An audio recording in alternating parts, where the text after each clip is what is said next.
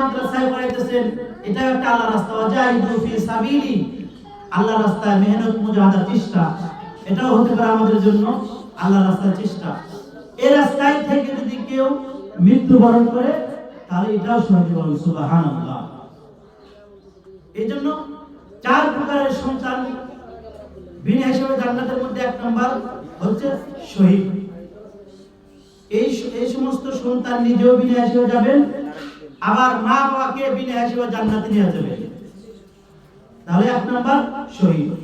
দ্বিতীয় নম্বর সন্তান হলো যারা বিকলাঙ্গ প্রতিবন্ধী বলা হয় এবং মাজনুন পাগল, এই সমস্ত সন্তানকে বাবা মা শুধু একটু কষ্ট করে পালবে, একটু লালন পালন করবে।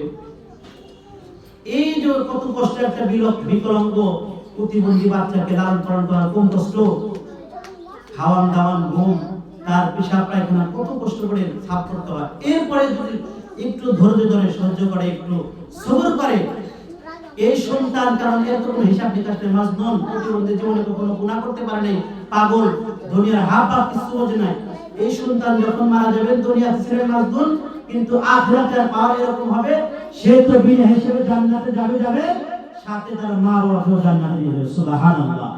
তাহলে 2 প্রকার হলো, 1 প্রকার শহীদ, যিনি নিজেও বিনা হিসেবে জান্নাতে যাবেন এবং তিনার পিতা মাতা আত্মীয় স্বজনকেও জান্নাতে নিয়ে যাবেন। এরপরে গেল মাজনুন এবং প্রতিবন্ধী।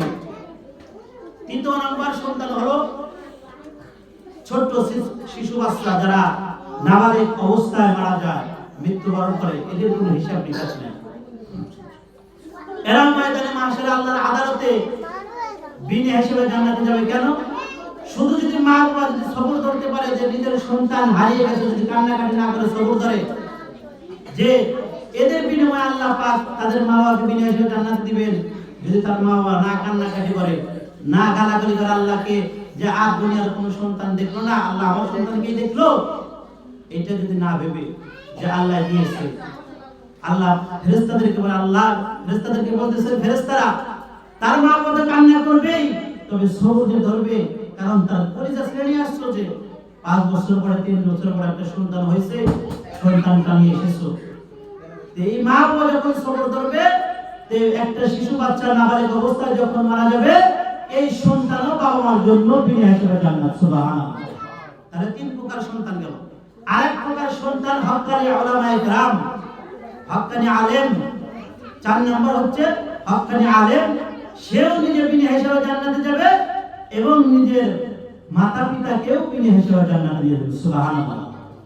এই জন্য যারা এখানে উপস্থিত আছেন গার্জিয়ান, আমি তাদেরকে লক্ষ্য করে বলতেছি যে আপনাদেরকে আমাদেরকে দুনিয়া থেকে যেহেতু চলে যেতে হবে, আমার আপনার জীবনের অবেতা ওইলাইহিল ওয়াসিলা, জীবনে একটা ওসিলা তালাশ করতে হবে। নিজের জীবনে কিছুই করতে পারি নাই, কোনো আমল করতে পারি নাই, একটা সন্তানকে মাদ্রাসায় দিয়েছি। হাদিসের মধ্যে আছে যে কোন সন্তান যদি, একটা সন্তান যদি হাফেজ এবং আলেম হয়, একটা হাফেজ হয়, তো কুল্লুহুম কদ ওয়াজাবাত লাহু না, যে একটা সন্তান যখন হাফেজ হবে, হাফেজ হবে, কোরআন অনুযায়ী আমল করবে, হারামকে হারাম ভাববে, হালালকে হারাম ভাববে, এই সন্তান নিজে তো বিনা হিসেবে জান্নাতে যাবেই, সাথে সাথে 10 জন নির্ঘাত জাহান্নামী হয়েছে, জাহান্নামে অর্ডার হয়েছে, ফয়সালা হয়েছে, নির্ঘাত 10 জন জাহান্নামীকে একজন হাফেজ সুপারিশ করে জান্নাতে নিয়ে যাবে সুবহানাল্লাহ। তাহলে আমাদের বাচ্চাদেরকে আমরা যারা এখানে মাদ্রাসায় দিয়েছি হাফেজ বানানোর জন্য, আলেম বানানোর জন্য, আমরা কি ঠকছি না জিতছি? ঠকছি না, জিতেছি আমরা, কিন্তু কেউ ঠকি নাই। দুনিয়ার লাইনে দেখতে পারেন যে একজন হাফেজ বানালে কয় টাকা বেতন হয়, মসজিদে চাকরি করে 3000 টাকা বেতন, 4000 টাকা বেতন, 8000 টাকা বেতন। যেই সমাজের এখন যে অবস্থা, দুনিয়ার যে অবস্থা, বাংলাদেশের যে অবস্থা, বাজার ঘাট করতে গেলে 10-15 হাজার টাকা দিতে বাজার ঘাট করা সম্ভব না। এরপরেও কি কোনো আলেম না খায় মরছে? আল্লাহ পাক খাওয়াইছেন, কারণ আল্লাহ পাক রব্বুল আলামিন কোরআনের রক্ষণাবেক্ষণ উলামায়ে কেরামদের করবেন আর তাদের রিজিক দিবেন না, এটা হতে পারে না। তাদের রিজিক ভাবতে পারেন, তাদের রিজিক কেমনে আসে? আমাদের বাড়িতে তো খায়, আমরা তো মসজিদের ইমাম সাহেবকে রাজি খাওয়াই, আমরাই তো মাদ্রাসার হুজুরদেরকে খাওয়াই, আমরাই তো যাকাত দেই, আমরাই তো ফিতরা দেই, আমরাই তো আমাদের চালাই বলতে পারেন। কিন্তু দেখেন একটা মানুষ যাকে আপনারা চালান, অথচ তাকে কিন্তু যাকে আমি চালাই আমার অধীনে যে চলে তার কিন্তু মান আমার সাথে কম হওয়া দরকার ছিল না? আমার সাথে কিন্তু মান কম হওয়া দরকার ছিল। যে আমার বাড়ির খাদেম গোলাম তার কিন্তু মান কম হওয়া দরকার ছিল, তাই না? কিন্তু কেন হয় নাই? কোরআনের সাথে হাদিসের সাথে সম্পর্ক থাকার কারণে আপনি যাকে খাওয়াচ্ছেন, আপনি যে মসজিদের ইমামকে বেতন দিচ্ছেন, যে মসজিদের ইমামকে আপনি টাকা দিচ্ছেন, যে মসজিদের ইমামকে আপনি 3 বেলা খাবার দিচ্ছেন, এই ইমামের পিছনে আপনি ইত্তেদা করতেছেন, সাথে সাথে তাকে দেখার সাথে সালাম করতেছেন। কেন? তার ভিতরে কোরআন আছে, তার কাছে ইলম আছে, এই জন্য তাকে সম্মান করতে বাধ্য হচ্ছেন।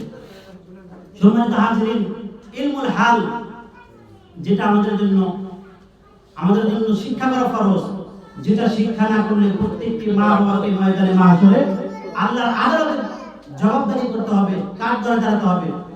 একটা মা বাবা নিজের আমলের কারণে সে পার পেয়ে যাবে, জান্নাতে যাবে, জান্নাতের গেট পড়বে, ফেরেশতারা আহলান সালাম দিয়ে যাবে। এরপর যখন তার সন্তানের ভিতরে হবে, এই তুমি নামাজ পড়ো নাই কেন, তুমি রোজা রাখো নাই কেন, তুমি এই কাজ করো নাই কেন, দিন কাজ করো নাই, বলবে আল্লাহ আমি কিভাবে করব? এই যে নামাজের জন্য যে একটা ইলম, 2 রাকাত নামাজে 60টি মাসআলা, এই শিক্ষাটাই তো আমার ছিল না, আমি তো ইলম শিক্ষা করিনি। আমি কিভাবে যাকাত দিব? যাকাতের ইলম আমি তো শিক্ষা করি নাই। কেন? তোমার মা বাবা তোমাকে শিক্ষা দেয়নি। তখন ওই বান্দা বলবে আল্লাহ আমার মা বাবা আমাকে মাদ্রাসায় দেয় না, আল্লাহ আমাকে ধরে রাখে আমার মা বাবা। কারণ ওই দিন যদি আমার মা আমাকে মাদ্রাসায় দিত, ওই দিন যদি আমার বাবা আমাকে মাদ্রাসায় দিত, ওই দিন যদি আমার মা বাবা কোরআন শিক্ষা আমাকে শিক্ষিত করত, আমি যাকাতের ইলম শিখতাম, আমি 2 রাকাত নামাজ 60টি মাসআলা শিখতাম, কিভাবে নামাজ পড়তে হয়, কিভাবে যাকাত দিতে হয়, কিভাবে মানুষের সাথে ভালো ব্যবহার করতে শিক্ষা করতাম, কিভাবে ইত্তাকিল্লাহ আল্লাহ তাআলার ভয় হয়। যদি উলামায়ে কেরামের সান্নিধ্য থেকে আমাকে শিক্ষা দিত, তাহলে আমি গুনাহ করতাম না, জাহান্নামে যেতাম না। আল্লাহ আমার মা বাবা আমাকে দেয় নাই, তাই আমাকে জাহান্নামে যেতে দিয়েছে। আল্লাহ আমাকে দেওয়ার আগে আমার মা বাবাকে দাও।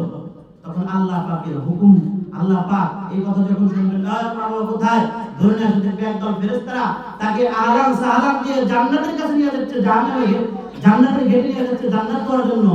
ফেরেশতারা দৌড়ে আসবে, আয়সায় তুমি কই নিয়ে যাচ্ছ? জান্নাতে নিয়ে যাচ্ছ। কি জন্য জান্নাতে নিয়ে যাচ্ছ?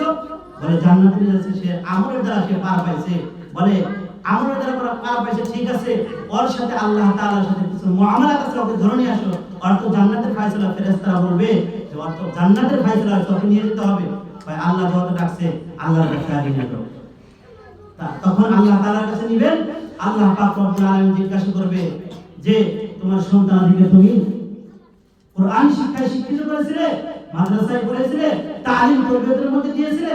বলবে আল্লাহ নেই। তোমার সন্তান তোমার নামে মামলা দায়ের করেছে, যদিও তোমার জান্নাতের ফয়সালা হয়েছে তোমার সন্তানের কারণে তোমাকে জাহান্নামে যেতে হবে। নাউযুবিল্লাহ। এইজন্য ওই সমস্ত গার্জিয়ানকে ধন্যবাদ জানাই যারা এই যে ফিতনা ফাসাদের জামানায় আমাদের সন্তানদেরকে মাদ্রাসায় তালিম তরবিয়তের মধ্যে দিয়েছেন ইলমি শিক্ষার জন্য। এই ইলম শিক্ষা আমি যত ইলমুল হাল যত শিক্ষা করা ফরজ, এত শিক্ষা করার জন্য দিয়েছেন, এটার জন্য মা বাবাকে ময়দানে মাহশরে হিসাব দিতে হবে না, আদালতে দাঁড়াইতে হবে না, কার দাঁড়াইতে জবাবদারি দিতে হবে না। এজন্য যে সমস্ত সন্তানেরা মাদ্রাসায় পড়তে এসে দোয়া করে আল্লাহর কাছে, আল্লাহ প্রত্যেকটা সন্তানকে দ্বীনের রাহবার এবং দ্বীনের হক্কানি আলেম এবং হাফেজ হিসেবে কবুল করুন, আমিন। যতটুকু আলোচনা হয়েছে যদি কোনো ভুল রাখবে ক্ষমা করে দেবেন। ওয়া আখিরু দাওয়ানা আলহামদুলিল্লাহ, আসসালামু আলাইকুম।